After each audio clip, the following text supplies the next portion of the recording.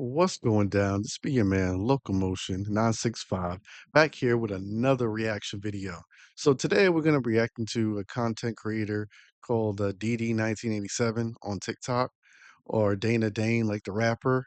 We're going to check out her Instagram. She's a cool content creator.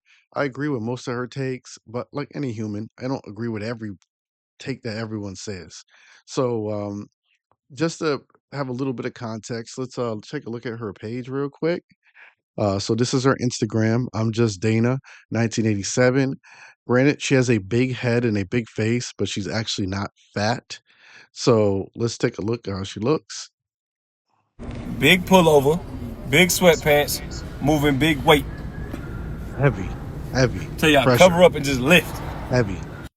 Big So pullover, yeah, big that sweat. that she definitely has a nice face, Got it, nice body. want it, boy, I know you want it. While I turn around. So only reason I'm showing you how she looks is because it gives you a reference as to what she might expect from a partner. Yeah, I don't know about other communities, but in the black community, she would be considered attractive. I wouldn't say the most beautiful girl ever, but definitely someone who could pull, someone that would be desirable. Even at 38 years old, she'd still be very desirable to men. So let's hear what she has to say about giving advice to younger women. Me being single at my age didn't come from bad decision making, stupid. It came from me never finding the man that I wanted to be with.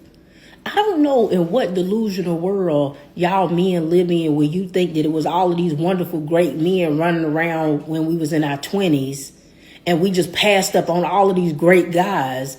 The attractive men when we were in our 20s were doing what attractive men do, which is be players, talk to a whole bunch of different women, and never want to settle down. Okay, so there's a talking point that to me, she's just reinforcing. The talking point that a lot of men have is that women looked over potential good partners to chase after bad boys. And what she just described were bad boys. And so she's using a word desirable, but you don't have to be a bad boy to be desirable. It could be a guy who's decent looking, who has a good family background, who has his ethics and morals aligned with yours. He has a vision that could potentially connect with yours, and you can make something happen together. These men did exist, and they do exist in their 20s. It's not so much encouraged in the black community to settle down in their 20s, but they do exist. And so let's hear what else she has to say. You do understand that, right? So, given that the attractive men in their 20s didn't want to settle down, that left us with ugly dudes, dudes with kids, and dudes who didn't have themselves together. It's the same thing now that I'm older. The options didn't go from good to bad, it went from bad to worse, right? Now, instead of dudes just having kids, they got kids and grandchildren. And if you think some of them was unattractive back then, add on now the fact that some of them is out of shape, they ain't got no hairline, and they missing side teeth. I think she's worried about the wrong things. His missing hairline and his side teeth or what have you. Like, she worried about the wrong things. It seemed like she's worried about very superficial things. Granted, she's a pretty girl. I get it. However, I don't see these problems in other communities as much. I think that the standard for physical attraction amongst women in the African American community is way overemphasized. Like, I feel like height, looks, and sexual prowess are prioritized amongst Black American women more so than moral and value alignment, stability, uh, loyalty, uh, or calmness, all these things.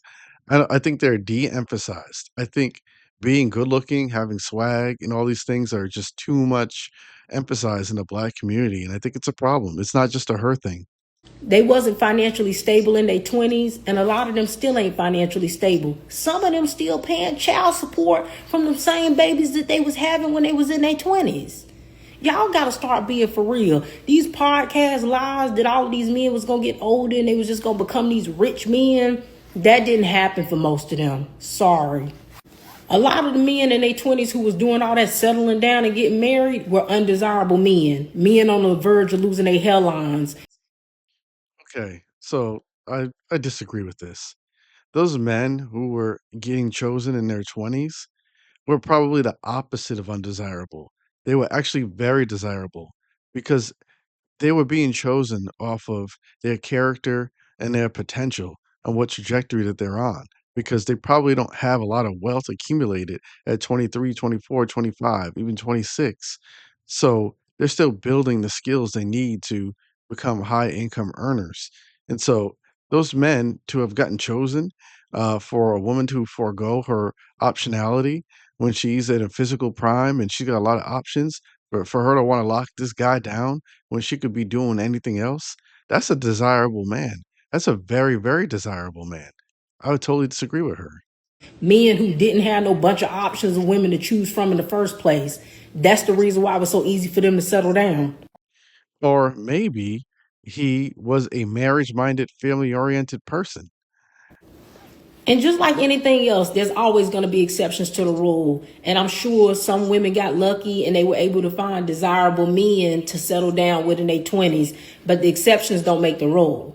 And I'd argue how many of those women and men are still married to this day. How many of those marriages actually lasted? Shout out to Probably 50%. the ones that did.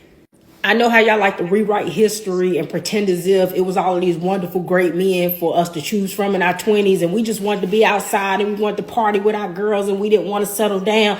That's not what was happening. The options weren't there back then. And you're still in the same position. The dudes who older, who are still desirable, they still don't want to settle down. Nothing changes. Nothing changes. It just gets worse. That's the part you're missing. So there's nothing that I can warn the younger girls about except letting them know that if you think it's bad now, it's gonna get worse. Okay, so Dana, she she's looking for a man that's not a divorcee, that doesn't have children. She's 38, but look, she's a sneakerhead. I'm a retired sneakerhead. Yeah, call me Mr. Put It On. Where I rock these clothes, fuck a lot of hoes, and I bring pose in all my shows. Easy shoes, them bitches little. I'm a So, a sneakerhead. She's very materialistic and has tens of thousands of dollars to blow on sneakers. So, no shade to my sneakerheads. You guys are cool, man. Or and you females that are sneakerheads, you girls are cool. But like, what kind of thing? Like a guy that's a sneakerhead is probably a f boy. I'm not gonna hold you. Like a guy who's focused on family in his 20s isn't going to be buying, dozens and dozens of sneakers. You know what I'm saying? Does that even make sense? So, like, she is a lifestyle content creator. So she's going to be looking for uh, a guy who can match her swag, right? And I think that she needs to not look for Tupac in the suit, basically. I think that's her type. I think she wants a guy who's lit and's got clout and all that, but no kids, no divorces, no baggage or at all. I think her and many women are chasing an imaginary man. So, anywho, I don't want to keep y'all too long. I'm really curious to hear what y'all think. Are her standards shallow and superficial, or is she just telling the truth? There wasn't a lot of options back then, and not a lot of options right now. Let me know.